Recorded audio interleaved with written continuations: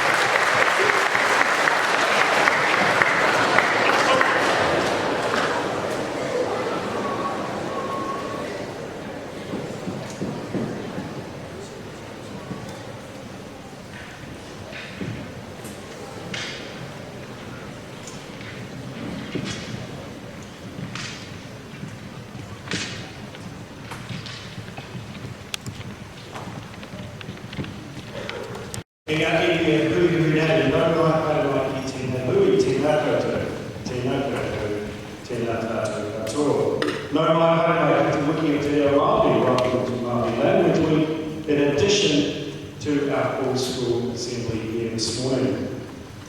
For our Year 7s, welcome. This is the first time we've had a full school assembly in our gymnasium, so welcome to you all.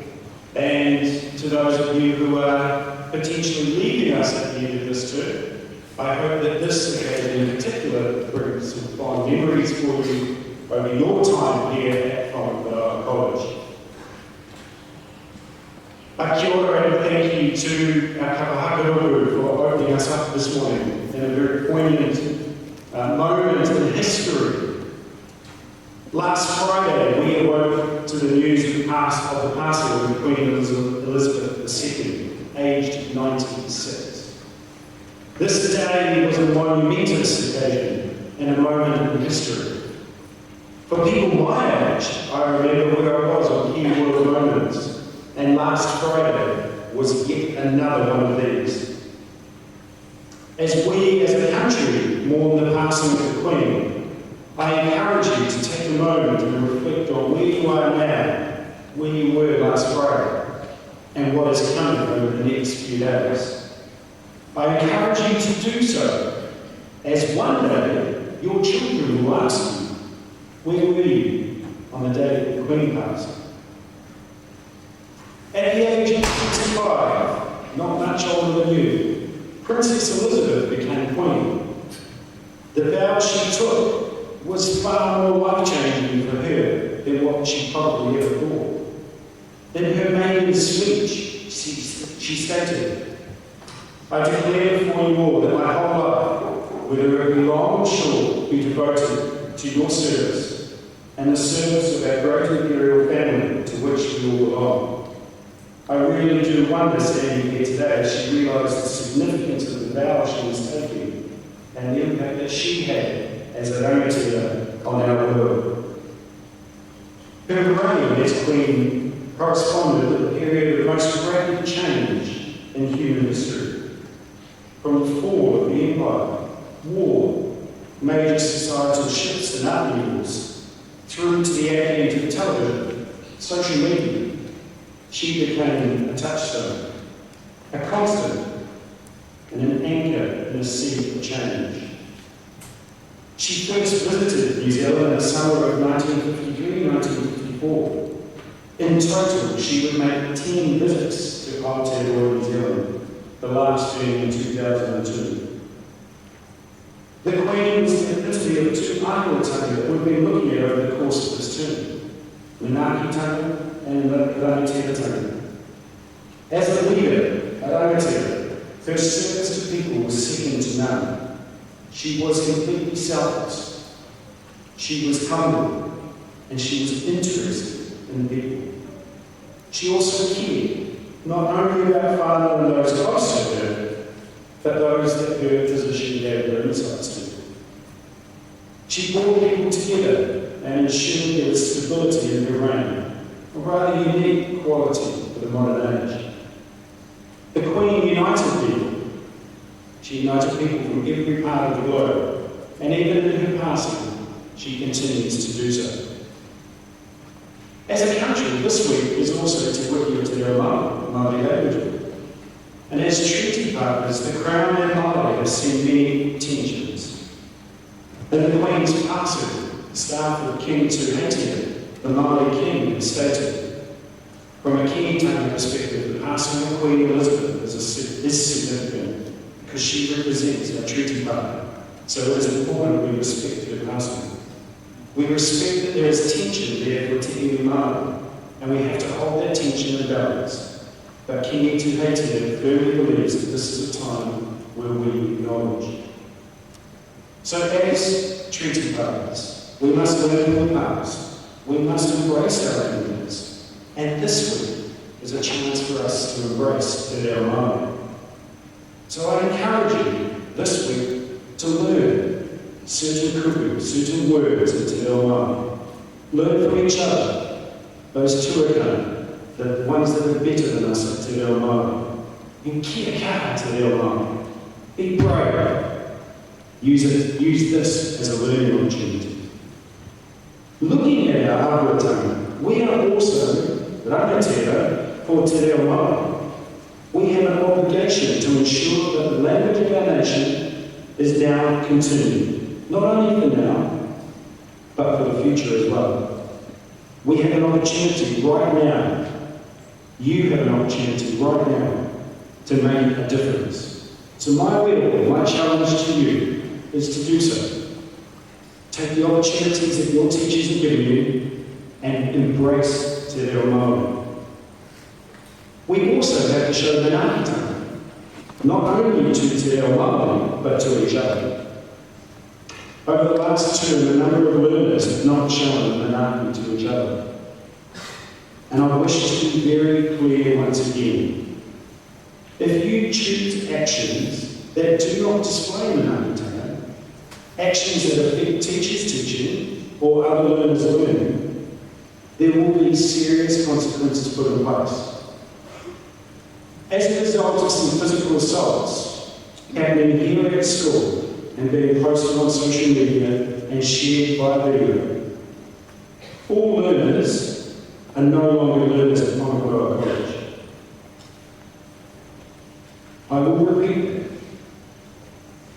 All learners are no longer able to attend the school because they were involved in a fight. Fighting itself is antisocial and completely unacceptable. We're a diverse school with over 1,700 people attending here every single day. We as Whangaroa College are tolerant, are accepting, and we show manaaki and we are rangatira to each other.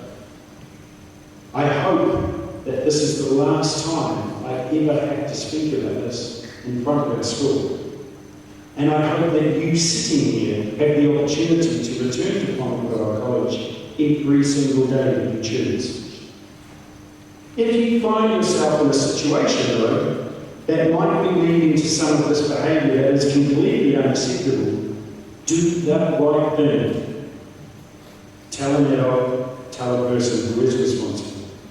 Because at Whangaroa College, I know that we will do better. I wish to conclude this first part of the assembly with some of the Queen's own words on contemplating the question of life. She once said, "We are all visitors to this time, this place. We are just passing through. Our purpose here is to observe, to learn, to grow, and to love. And then we return home. Aere ki te hoa rangatira. Aere ki te inga e te atua." Manaakitanga and rangatira also encompass self-determination, potential, success, uniqueness, support, money, awareness. And I wish to acknowledge a group of learners this morning who have done this over the last few weeks. So could I please ask Debbie Kinsella to come forward and stand just in front here, as well as Jackson Wright, who can come forward too, Jackson. Debbie is in year 7. And I wish to congratulate her this morning. She is the winner of the intermediate age category for the Barfoot and Thompson Young Authors Challenge for 2022.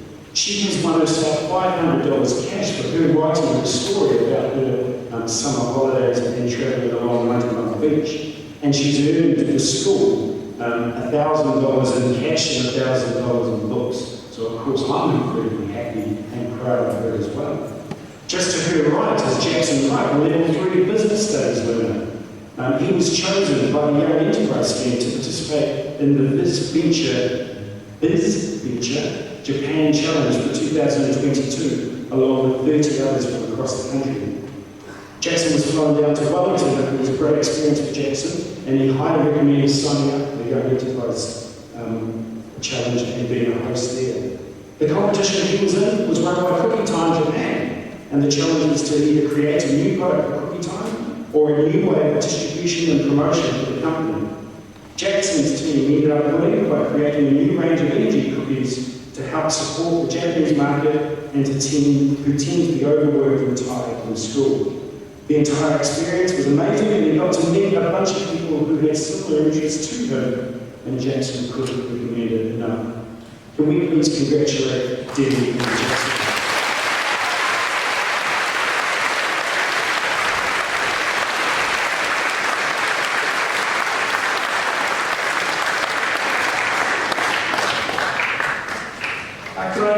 Ask the following leaders to come up and stand up in front, please. Olivia Bancroft, Sophie Bryn, Cooper Chicken-Smith, Debbie Kinsella, Leandra Owens, Georgia Palakandi, Kingston Pua, Alexander Sandberg, Cody White, and Sam Whittington. You come forward, please. As these learners are coming forward,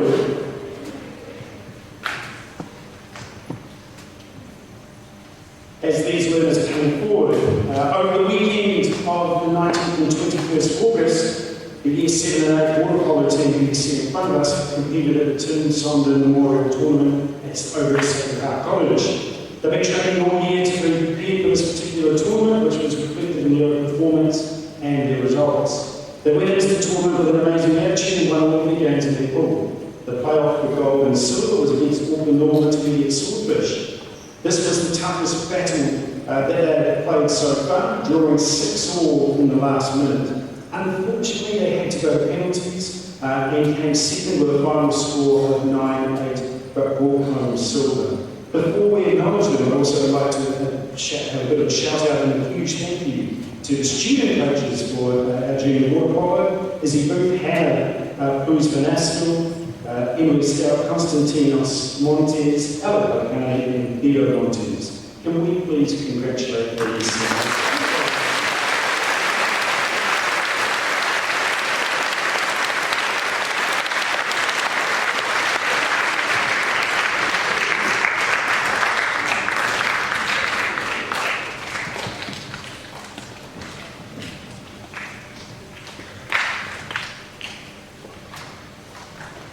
Could I please ask Jermaine, Ruby, and Matthew Free to come forward as well? The title I've got in front of me is Porrick College Triumphs at the Special Olympics. Last Wednesday, our college sent a team to the Special Olympics basketball tournament. The team was coached by Jermaine and assisted by Matthew, and in Jermaine's words, we played 3 games and won every game. We had good communication and made sure everyone had a chance to score. As the coach and captain of the team, I chose the lineup for each game and rotated the players on the court. I really enjoyed my first Special Olympics, and I'm looking forward to participating in more Special Olympics in the future. So our Special Olympics basketball team, represented by their coaches here this morning, can we please congratulate them.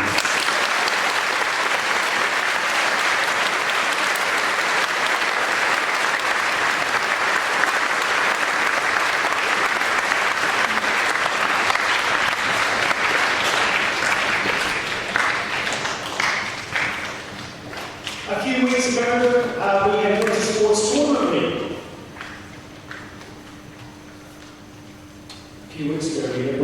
Tournament Week. And we had a number of teams away, particularly girls and boys football and our senior netball team.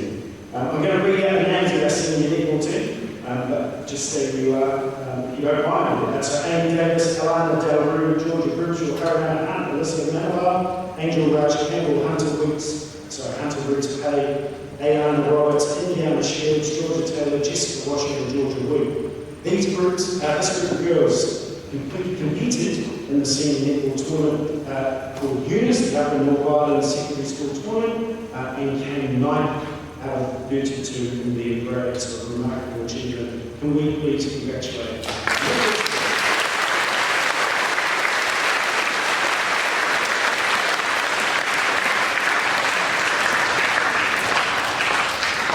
And that's a great way for them to finish their season.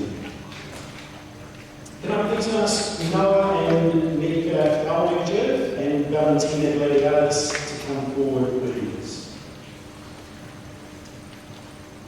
They're going to have to stand here for a while just while I read out some of the other achievements that happened around them. But last week we had students representing Porrick College at the Ames Games for this year. This is the first time it's happened in a couple of years due to obviously COVID-19 and restrictions. However, we sent 4 teams of learners from River, netball, girls football, boys football, and 7 individuals to Tauranga to represent Porrick College. For just some highlights before I specifically mention the learners that are standing in front of you, Owen Roderick Clark, Quinn O'Mara, and Dylan Taylor competed in the cross country. Owen placed 50th, Dylan placed 80th, and Quinn placed 100th out of 123 competitors.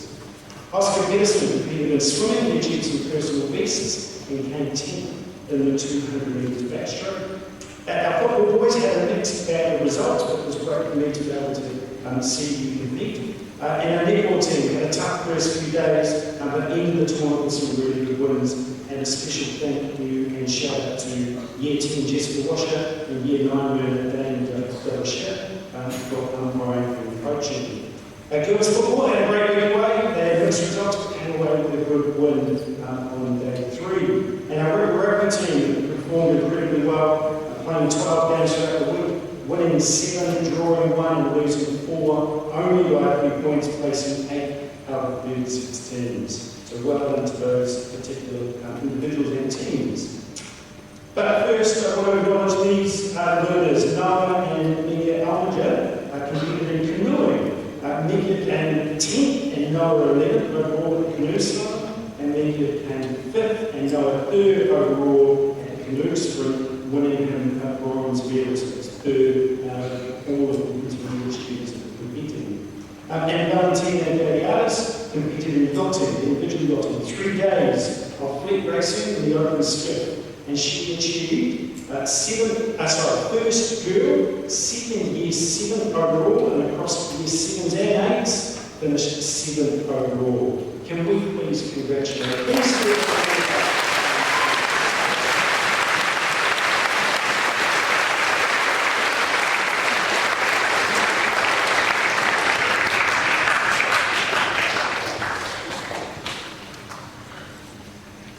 Also last week we had Week Wednesday. I was able to watch it in Toto on TV, and the school looked remarkably bright and fresh and enthusiastic. So thank you if you were involved in that, and a particular thank you to the organisers and the Child Cancer Foundation as part of their fundraiser. It was very special to host the CEO of the Child Cancer Foundation here at Whamaparo College, as well as obviously we were for the Ames show, which live streamed a couple of times from our school. So thank you. We're still counting up the money. There was that much of it. So as soon as we get that total to you, we'll let you know how much exactly was raised. So thank you to everyone who contributed and donated time, effort, and money towards that particular cause. Exams, just a mention for our senior learners in particular. These are starting next week. All of the information has been emailed out to your parents, and it's all over our school website as well in terms of timetable and expectations. These exams for you year 12 and 13, and those year 11s who are taking them, are incredibly important. They're important because if for whatever reason you can't sit the NCA exams in term 4, we take these grades as given, and these ones will count for you. The message I always give to students when we're approaching exams is you will get the grade that you deserve. You know how much work you have or not put in. Now is your chance over the next few days to ensure that you are up to date and ensuring that you have the best possible chance of getting your best possible results in these exams over the next week and a half. To those people who are not doing the exams, we need as a school to support, to manaki our older learners so that they can achieve their best possible exam results. So please, look out for the exam signs, avoid going in and around their buildings where our seniors are sitting exams over the next few weeks. Thank you. Sit up, please. I'm going to finish my little bit here with a very special announcement that this person doesn't know is coming. During term 2, we announced that Mr. Williams would be leaving Whamaparo College. In 2.5 weeks, Mr. Williams takes the position of principal at Freiburg High School in Monday 2. So to say a few words and share some thoughts, I'm going to invite Mr. Pocock, another one of our deputy principals, forward. But from all of us, I know that over the next 2.5 weeks, we will acknowledge individually and collectively the working efforts of Mr. Williams. Before I do, hand over to Mr. Pocock though. Kia kaha te reo mai. Be strong, have a go, be brave. This is our chance to embrace te reo mai and ensure that we are the kaitiakitanga, the rangatira for our future generations. Kia ora.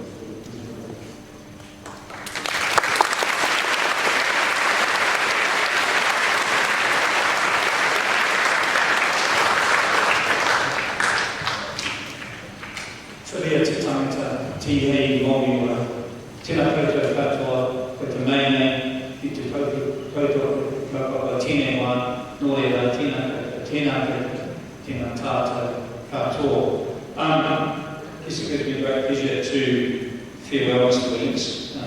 As Mr. McCracken said, 2.5 weeks. His hikoi at Whangaparaoa College will not finish, but it will change. He will take up the leadership role at Friday High School in Palmerston North, and for all of us that know him, we are very proud of that opportunity. So today I thought I'd just give you a couple of key sort of milestones over the last 15 years. That won't be 15 years worth of time, I promise. Mr. Williams appeared at Whangaparaoa College in 2006. I remember that because this excited Englishman came into our environment, swinging his keys, telling us how good or bad our own team was. He brought with him his farmer, and I think when we're looking at what that might mean for us, are we prepared to take a risk? In our lifetime, are we prepared to have a bit of a go, a chance, and back ourselves? Because that's exactly what the Williams family did. Very soon it became clear he fitted the kaupapa of our community. He was thriving in the environment. He soon became the principal's nominee, director of sport. He became the director of sport. He even had a uniform. Looked very similar to the uniform that many of the seniors are wearing now, a light blue shirt with a Whangaparaoa College insignia, and he wanted to make sure that he fitted the profile of Whangaparaoa College teacher and community member. Then the head of learning for social sciences, and I think there were a couple of milestones that happened there, both inside and outside the classroom. He coached the hockey team and the football team, both very successfully. I think probably now that football team that himself and Mr. Ray coached, it's probably the most successful football team we've had.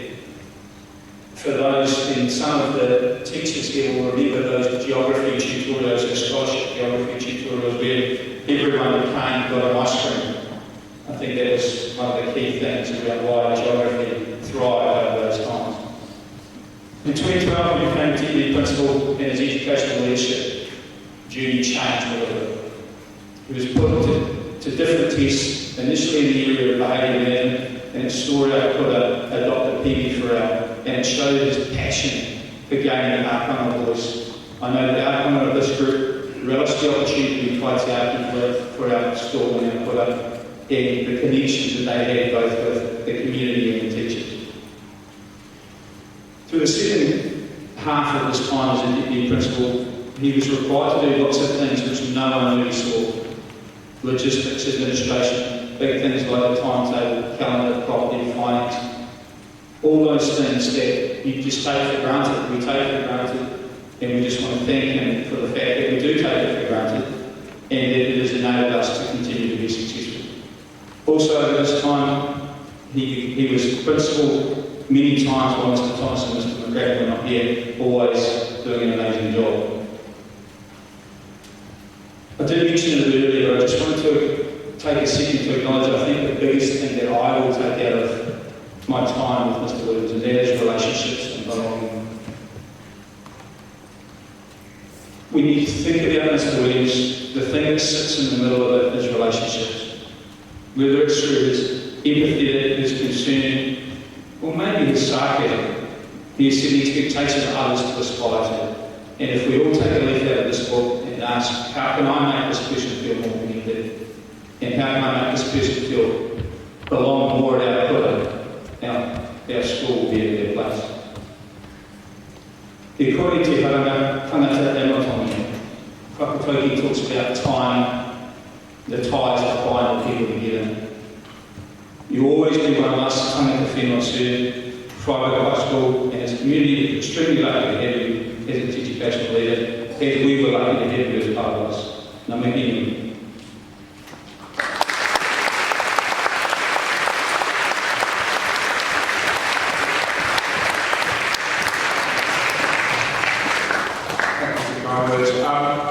We now are the band who've been waiting patiently, possibly an hour to tune themselves briefly. Who will play us a piece to finish off our assembly. At the end of that piece, I'll get you to stand. So you know, to walk off. You will then sit down again, I'll give you instruction for that, and then we will release you back to the class. Okay, so Mr. Homer, the floor is yours now.